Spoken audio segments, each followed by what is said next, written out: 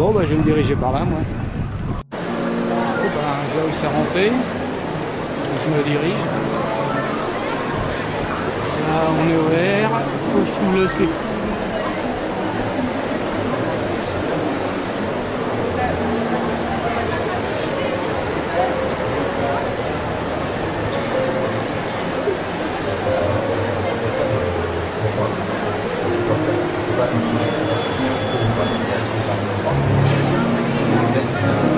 Il y a déjà plein de monde. Hein.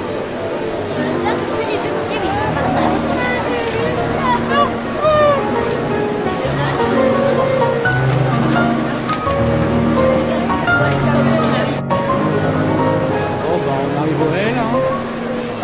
Il y a encore quelques couloirs à faire, quelques allées. La tête. D'accord. On arrive à l'ouest. Quelques personnes quand même. Hein.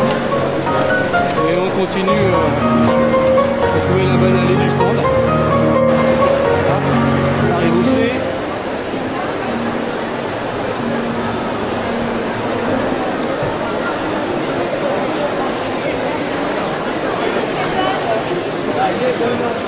Oui, je passe les filles. Par là-bas.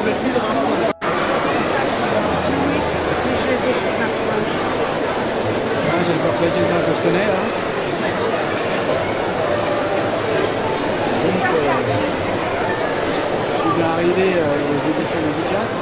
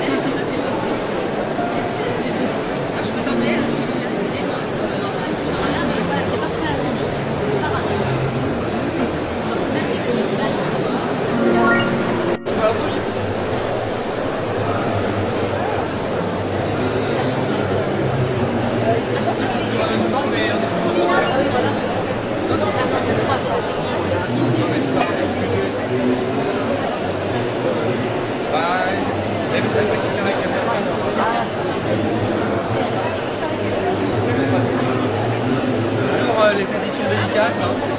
Je suis au salon de Paris, comme tous les ans. Mais là, je suis devant la caméra et je suis pas derrière. Voilà,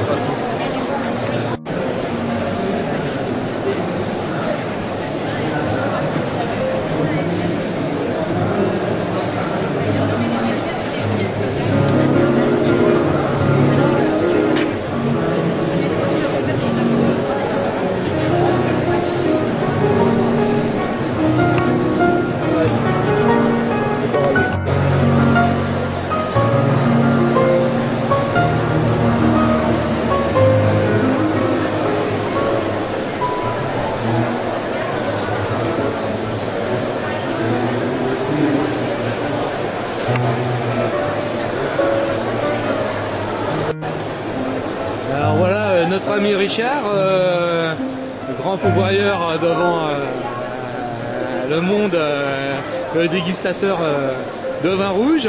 Et voilà l'étiquette qu'il nous a ramené. Voilà un petit clin d'œil à Guy. Hein. Approprié. Voilà. Allez, salut, un petit bonjour de France.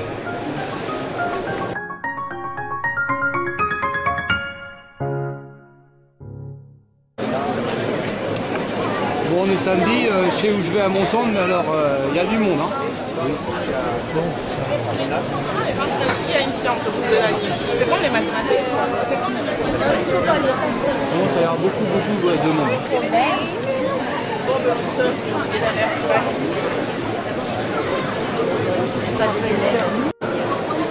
Bon, bah, j'arrive au stand. Hein.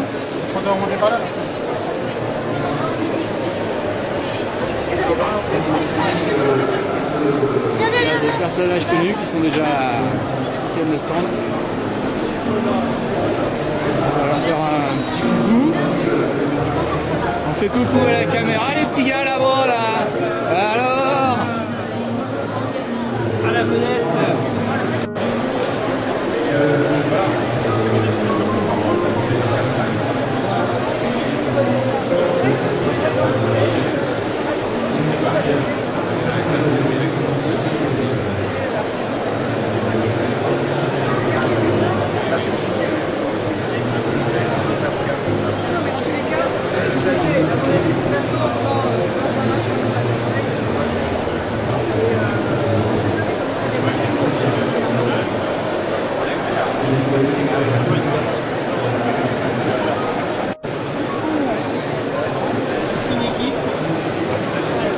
donc voilà la fine équipe des éditions dédicaces, une partie du moins, au salon du livre de Paris.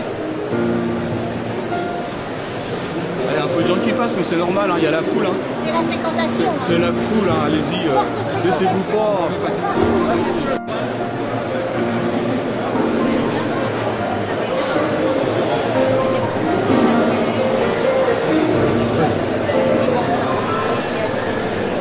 Bonjour, alors là nous sommes donc sur le stand de dédicace, toujours dans l'allée C17 au Salon du Livre, et j'ai la joie, l'honneur et l'avantage de filmer Thierry Rollet. Voilà, un petit mot peut-être Thierry Rollet? Bonjour à tous ceux qui nous regardent, à tous ceux qui nous font cette amabilité. Nous sommes aujourd'hui bien reçus et plutôt bien notés parce que l'année dernière on nous avait mis dans les divers et les bizarres du côté des Y. Là nous sommes tout près de la sortie, ce qui ne veut pas dire qu'on veut se débarrasser de nous, mais que je pense que nous sommes encore bien vus cette année, bien situés, qu'il y a pas mal de monde qui passe et que nous avons bon espoir. Par conséquent. Merci beaucoup Thierry, une bonne journée, de bonnes dédicaces.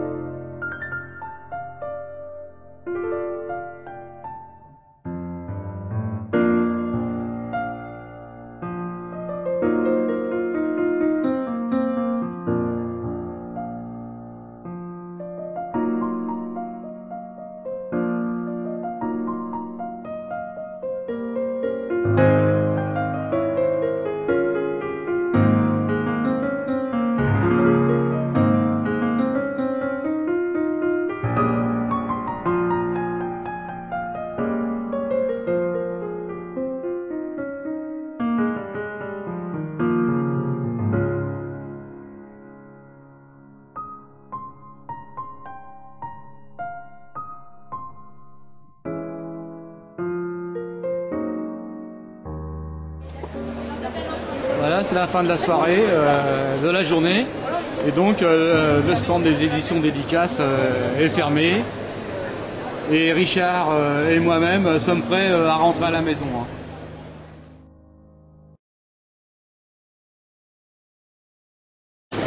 J'arrive, il est dimanche après-midi, il y a encore plus de monde qu'hier. Mais bon, on va se diriger vers le stand. On sait où c'est maintenant. Bon, j'arrive au stand, il y a beaucoup de monde, ils sont en grande discussion. Cheese, voilà. Voilà, ils m'ont vu, trop tard, je suis foutu. Voilà, tout à l'heure. Lui, là, t'as enregistré qui ça. Tourne comme ça, juste comme ça. Voilà, et t'avances. Enfin, tu recules ou t'avances pour voir le titre, par exemple, tu vois, du bouquin. Et après, pour éteindre, hop. Souris, hein. C'est professionnel, mais il ne faut pas croire comme ça.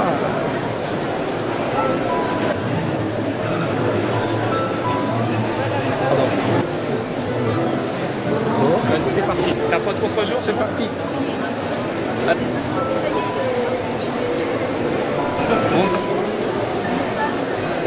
Bonjour Pascal, à qui dédie votre livre? C'est une très bonne question. Je le dédie à mon père, qui malheureusement est mort il y a quelques années. Voilà. Et c'est un livre qui va vous emmener de Paris à Marseille, on va dire mes deux villes de cœur. Paris, la ville de mon enfance, en particulier Montmartre, le village où je suis né, où j'ai fait toutes mes premières bêtises. Et puis après, la vie m'a emmené à Marseille et j'ai fait pas mal de bêtises aussi à Marseille. Bon, en fait, c'est tout à fait égalitaire. Votre livre est aussi bien destiné aux Parisiens qu'aux Marseillais. Exactement. Et puis, plus sérieusement, j'ai souhaité à travers ce livre un petit peu réunir ces deux villes que parfois on oppose, alors qu'un Parisien que je suis peut tomber fou amoureux de Marseille. Donc c'est un peu, encore une fois, un coup de cœur pour les deux villes. Oui, il n'est pas nécessaire de passer par le consulat de Marseille à Paris pour l'obtenir. Donc, on passe ça par dédicace et voilà. Exactement. Et puisque tu me parles de dédicace, je tiens à remercier les éditions de m'avoir fait confiance, en particulier Guy Bouliane, et je suis heureux de participer à mon premier salon du livre, puisque je crois que les éditions participent pour la 4e année, et moi c'est ma première édition, c'est un bon moment, et ça me permet de rencontrer les autres auteurs de la maison. Merci.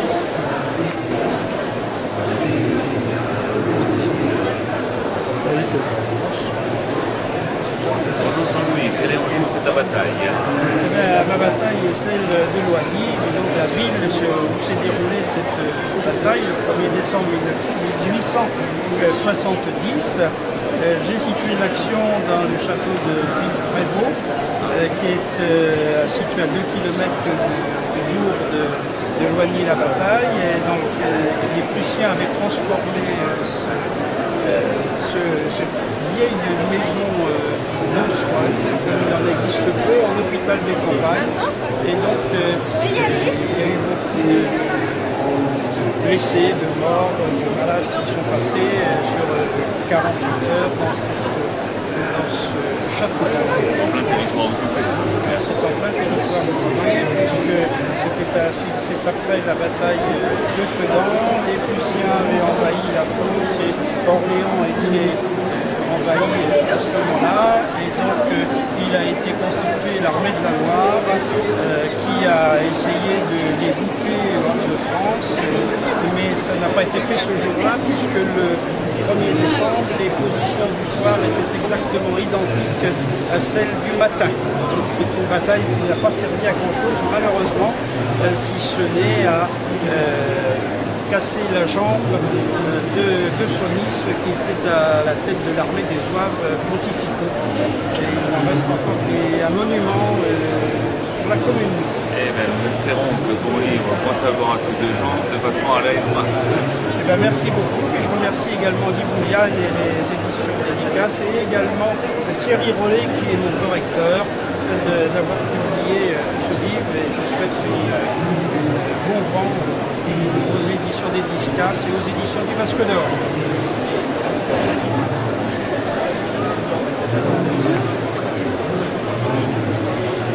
Thierry Rollet, bonjour. Donc vous êtes l'auteur de plusieurs biographies et vous allez nous présenter cette biographie sur le En fait, il ne s'agit pas exactement d'une biographie, mais d'un essai biographique, c'est-à-dire que bien évidemment il y a des éléments biographiques, mais c'est avant tout la façon dont moi, en tant que passionné de Léo Ferré, je vois Léo Ferré lui-même, c'est-à-dire pas forcément comme le grand public le voit, qui le voit comme un chanteur.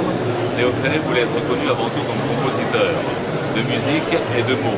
C'est ce que j'essaie de faire transparaître à travers ce livre. Donc un homme de mots raconté par un homme de plume. En effet, on ne pourrait pas trouver de meilleure formule que celle-là. Ah, si vous nous présentez votre livre sur le stand des éditions dédicaces. Oui, en fait, dans le même esprit, se présente également un livre sur Edith Piaf, exactement dans le même esprit, là aussi. C'était également une femme de mots, étant donné qu'elle a écrit certaines de ses chansons elle-même, en passant l'examen à la SACEM. Et là, dans un tout autre registre, je présente aussi Volontaire pour la mort noire, qui est un recueil de contes fantastiques à ne pas lire la nuit de préférence, sinon on n'endort plus. Merci à vous et merci aux émissions dédicaces et bonjour Yvonne. C'est parti. Bonjour Jean-François, je crois qu'on va découvrir là un grand voyageur. Là. Oui, le dernier, là, ici, c'est plus un voyage dans le temps. Parce que les autres étaient le premier, en particulier celui-là et la traque, c'était vraiment des voyages disons, dans des pays. Doucement pour tes bouquins que je vois. Ah oui. Quand tu parles de la traque, tu vois la traque. Ah bon, ok. Oui, mais la traque, j'en ai pas ici. Ça, c'est le deuxième. Ah d'accord. Ça, c'est Honte de choc, qui d'ailleurs a été comme ça. T'as les mains sur le... Ah, décidément. Je suis pas doué pour les entrevues. Ah, mais la présentation, c'est un métier. Je sais, exactement, c'est pas le même. C'est la publicité aussi. Celui-là, c'est un roman d'aventure, disons, qui se passe principalement en Amérique du Sud, au Pérou, Bolivie et le Québec, dans le domaine des mines et justement des magouilles, dans le domaine des mines, parce que je vois que les magouilles immobilières. Et il intéresse finalement les gens dans le domaine de l'écologie, parce qu'il parle, disons, des dommages que font les industries minières, en particulier canadiennes, dans les différents pays. Il y a des intérêts. Des intérêts. Des dommages et l'intérêt. Oui, oui, exactement, c'est ça. L'exploitation, les lois étant très différentes des pays. Les lois sont développées. Ils sont développés. Mais ça, c'est le troisième livre, parce que ici, j'en ai trois. Et beaucoup plus personnel. Et disons, j'ai hésité un peu avant d'écrire, parce qu'il relate la main. Voilà. Il relate, disons, le décès, comment j'ai vécu le décès de plusieurs personnes, mon compagnon, un qui est mort du sida, et le deuxième d'un suicide. Et le rebondissement, disons, alors qu'on croit que c'est fini, en fait, je considère ça comme un hymne à la vie. Parce que, alors qu'on croit que tout est fini, et on revient. Je sais que c'est on dit, bon, bah, c'est le rester un peu révélé. oui, c'est ça. Et pourquoi une tortue? Parce que c'est une question que tout le monde se pose. C'est une tortue qui joue un rôle important dans la vie du deuxième personnage. Et c'est une tortue Hawaii qui a été sauvée par lui, elle en particulier, et qu'il a réellement chevauché de façon étonnante dans une heure. Et ça s'est réellement passé. Et les gens qui étaient présents dans le groupe. Donc, oui, c'est ça, c'est étonnant. Mais disons, il y a des gens qui avaient un contact.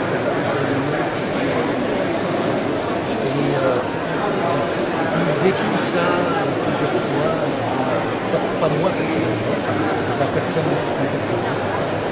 Ça m'a beaucoup marqué. Et c'est pour ça que je suis tortue. Et si je suis ici, disons, en fait c'est le troisième salon du livre de Paris, auquel je participe, c'est pour celui-ci, qui s'appelle, je vais essayer de ne pas cacher, qui s'appelle donc Des plages de Dunkerque aux rives de la Loire, et qui est, disons, une remontée un peu dans le temps, ce qui se passe autour de la Deuxième Guerre mondiale, et qui relate en partie, de façon romancée, l'histoire de ma famille qui a été blessée à Dunkerque en 1940, alors qu'il avait besoin de laissé pour mort, sauvé par ma mère. Et ensuite, elle rejoint la résistance. Et on avait tout résultat côté. Et là, nous, il y a deux versions. Il y a la version vue par les parents, les adultes.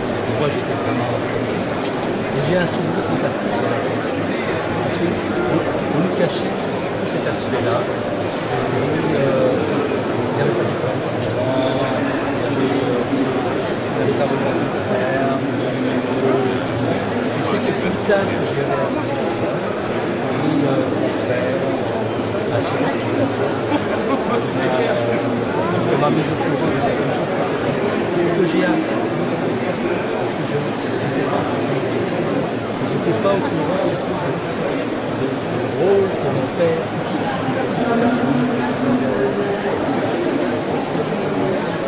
une personne qui avait été importante, je savais. Et c'est en lisant, disons,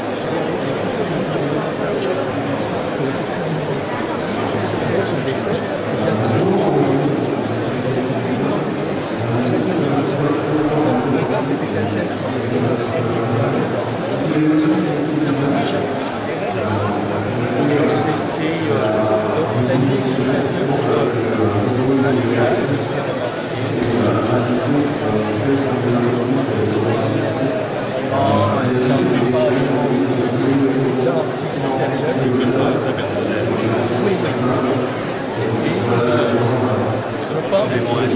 Ah oui. Et là actuellement, je suis en train d'écrire un autre livre, un peu dans la veine de la traque de Joshua, qui va s'appeler, pour l'instant, qui s'appelle Ressac, et qui parle de la Chine, où j'ai beaucoup été. J'ai fait souvent, une dizaine de fois, j'ai passé l'équivalent d'un an, dans des endroits où les touristes ne vont pas. Et les barrages, tout ça, je travaille avec les Chinois. Donc autour de ça, je bâtis un roman un peu dans la veine des deux premiers, avec les mêmes personnages. Parce que disons, il y a certains personnages, en particulier un bien nommé Nick, on m'a dit il faut que tu en reparles, tout ça. Il existe vraiment. C'est un de mes amis, ça ne s'appelle pas comme ça. C'est un personnage un peu bizarre. Mais il revient, disons, à des personnages. À part ça, j'écris aussi avec un autre éditeur une nouvelle, je ne sais pas faire la promotion, sans des dédicaces, je ne crois pas. Et qui est un peu déjanté. Qui est même super déjanté. Parce que c'est une histoire d'un. C'est l'équivalent des livres qui s'appelle Dixie. C'est le nom qu'on donne au Québec pour les vélos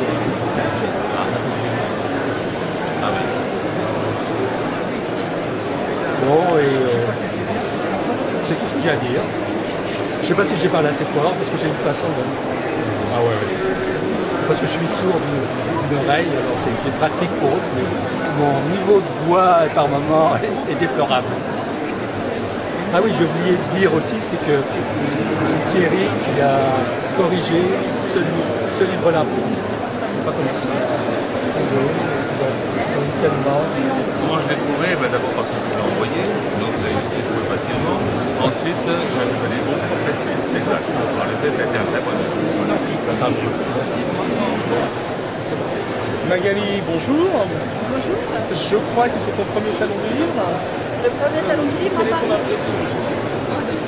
Eh bien, c'est sympathique. On rencontre des auteurs des éditions dédicaces et des lecteurs potentiels. Voilà, c'est sympa. Est-ce que tu peux nous présenter rapidement l'histoire de l'Omicera? Alors, l'Omicera, c'est une humaine qui s'est retrouvée propulsée dans le monde des elfes et des fées et qui apprend elle-même qu'elle est une fée. Et elle va avoir tout un parcours initiatique pour redécouvrir les énergies qui nous entourent, les énergies de la terre, les énergies de l'eau, du ciel. Et donc, elle va apprendre qu'elle a vraiment un rôle très important dans ce monde des elfes et qu'elle doit sauver tous les peuples des fées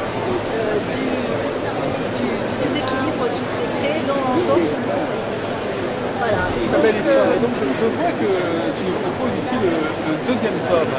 Donc le premier tome, c'est la dessinée, bien évidemment. Voilà, donc le premier tome a été édité chez un autre éditeur. Et j'attends la réédition par les éditions de Picasse. Message spécial à Guy Boulian. Tout à fait. J'attends la réponse définitive, si tu veux. Et donc voilà. Très bien. Tu voulais ajouter quelque chose, Magali? Voilà, Magali, heureuse d'être au Salon du Livre. Heureuse d'être au Salon du Livre avec des auteurs. Sympa. Alors, direct frigo, bonjour. Mais qu'est-ce qu'ils ont donc ces insectes carnivores? Ah, c'est pas des insectes. C'est pas des insectes. Ce sont des méchantes bébêtes. Voilà, très méchantes Et qui évitent dans quel secteur?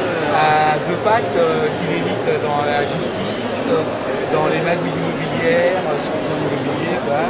Et qui arrivent à tromper les juges, voire les juges qui arrivent à tromper les gens. Donc tu dénonces dans ce livre tous Je dénonce les méfaits. Bon, c'est du vécu quand même.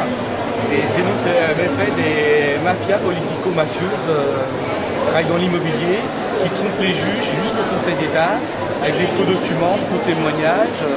Par exemple, on va pas citer la gendarmerie, par exemple, qui arrive à trouver de l'ADN, mais qui ne voit pas un étage de trop en site classé. Le juge ne demande même pas à lire le règlement de copropriété, où c'est marqué noir sur blanc qu'il y a un étage de trop en site classé. L'architecte des bâtiments de France qui ne peut pas tout voir. Le notaire qui est adjoint au maire, qui a fait un plan d'occupation des sols, parce que maintenant ça s'appelle le PLU, mais à l'époque c'était plan d'occupation des sols, qui vote en R+2 plus combe et qui font des R+3 plus combe. Et en plus on empiète chez moi, appuie sur un mur privatif. Alors, est-ce que ces différentes dénonciations te valent du souci? Ah oui, oui. Un petit peu quand même, parce que j'ai eu des menaces de mort, j'ai eu beaucoup de menaces. Un petit peu. J'ai ma protection juridique qui m'a pris mon dossier pendant 10 ans. J'ai eu des problèmes au niveau de mon boulot, ça fait 3 ans que je suis en longue maladie quand même. J'ai ma protection juridique, donc j'ai été voir le médiateur. Et ces gens-là sont même venus me chercher pour être adjoint au maire de l'urbanisme. Et la première fois j'ai dit non, et après j'ai dit oui, et j'ai les papiers chez moi quand même. Et quand j'étais voir le médiateur de la GMF, on m'a dit c'était pour vos compétences professionnelles. Donc c'est tout un milieu. Alors j'ai fait sous forme de roman, de façon, pour trop citer les noms, quoi. Donc, Très bien. il n'y a aucun nom. Et donc sinon, je crois que tu es familier du Salon du Livre. Ça fait plusieurs années que tu y participes. Depuis que mon livre est édité, je vais à tous les salons du livre de Paris et à celui de Mency où j'habite. Très bien. Merci. Je vais me tourner d'ailleurs pour voir. Et on peut me trouver sur internet, il n'y a aucun problème, sur Twitter. Et je peux faire visiter à toute personne ce qui se passe là-dedans chez moi. Bon, monsieur Richard Taillefer, vous commencez à être connu. Et vous allez nous lire quelques-uns de vos textes. Voilà, alors connu peut-être pas, mais c'est un grand plaisir de vous dire quelques textes de ce dernier recueil, L'éclipse du temps, publié aux éditions d'Édicace. Allez-y, on vous écoute.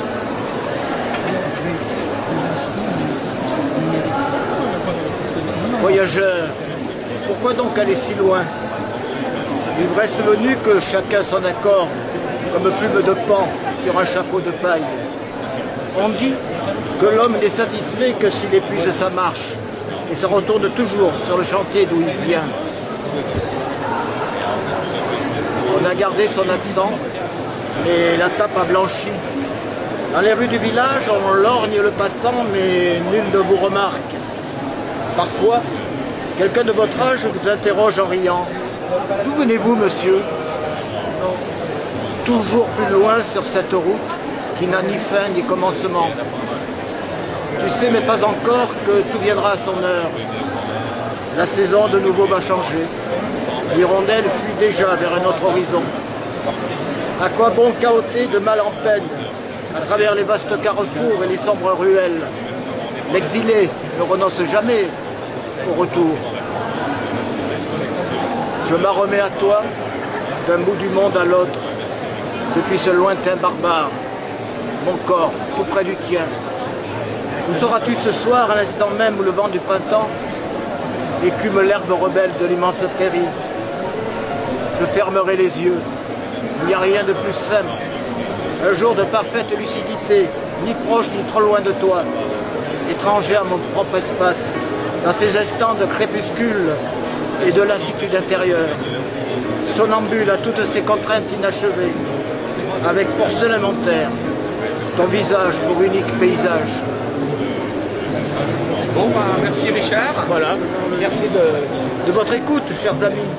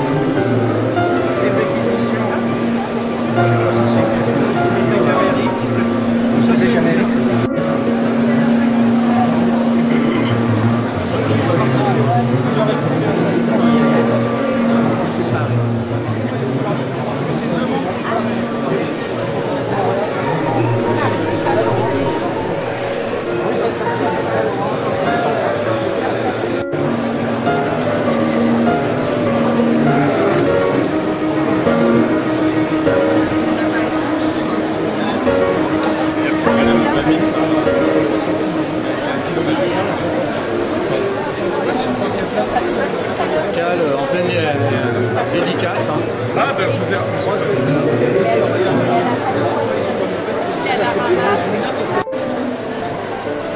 Moi je fais pas toute la journée après.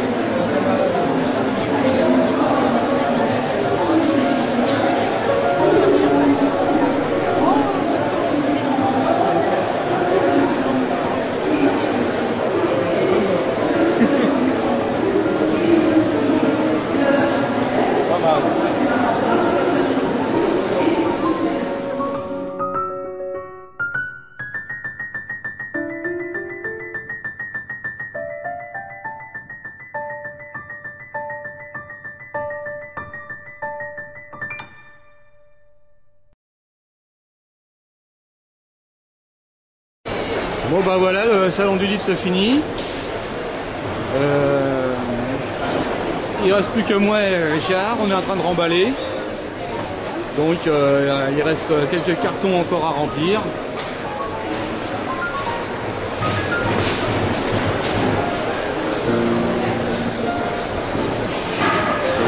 Donc un de nos chariots qui traîne par là. Le carton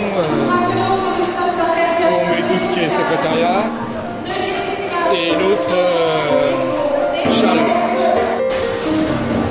Donc pour le stand des éditions dédicaces, c'est fini. Le salon du livre est terminé, remballé, ça fait quand même 2 petits caddies quand même. Hein. Et Richard qui dit au revoir à nos gentils voisins et voisines qu'on avait. Bon, à l'année prochaine peut-être.